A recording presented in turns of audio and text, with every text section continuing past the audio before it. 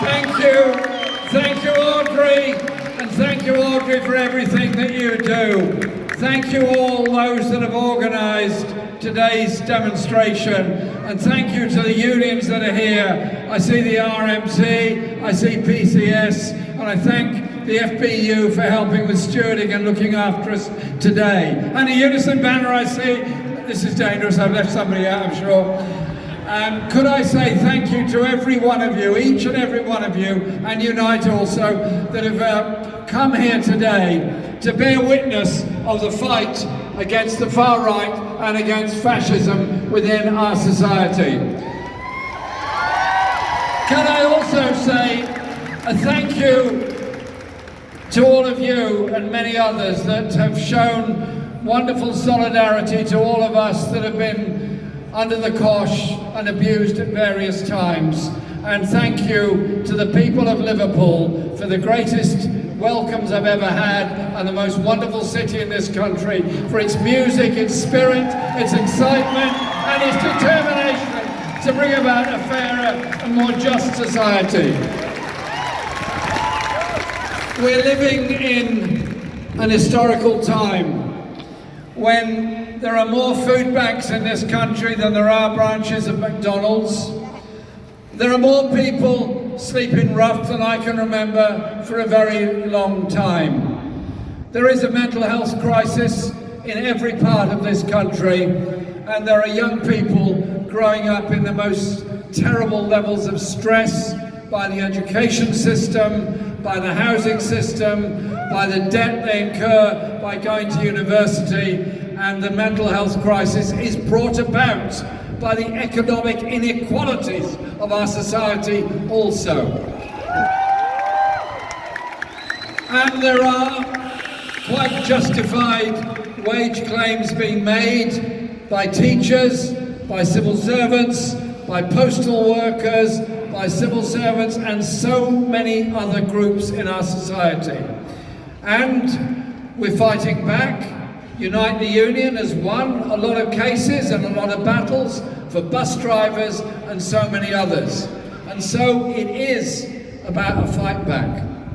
But it's also about the blame culture of the far right. They will have you believe that the causes of our problems in our society, of an underfunded NHS, of an underfunded education system, of an inadequacy of housing, of obscenely high levels of rents in the private rented sector, are somehow or other caused by refugees arriving within our society. The total number of refugees in Britain is less than 0.5% of the entire population. If you read the mainstream media, you would think it was 10, 20, 30 times that figure. And when there was that horrible event in Knowsley last week, there has to be a response. We're responding here today in Liverpool in solidarity. There are people in Rotherham today responding in solidarity to the right-wing activities there. There are people in Oxford doing the same, and there are people in Scotland doing the same. Because there is only ever one response to that attempt to blame a minority. Think of the history of what happened after the First World War in Germany. Economic collapse, desperate levels of poverty, hyperinflation, and wealthy people scared for the future. So what did the fascists do? Turned on the Jewish community, the LGBT community, and the Gypsy, Roma and Traveller community, and said to the German working class, all of your problems are caused by these people. And then they became bold. They attacked Jewish-owned businesses and shops. Kristallnacht came, the concentration camps came, the Holocaust came, and 6 million died as a result of that.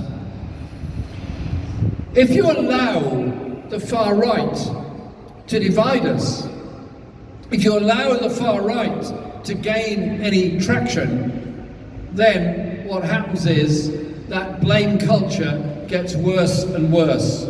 The racism of our society gets worse and worse.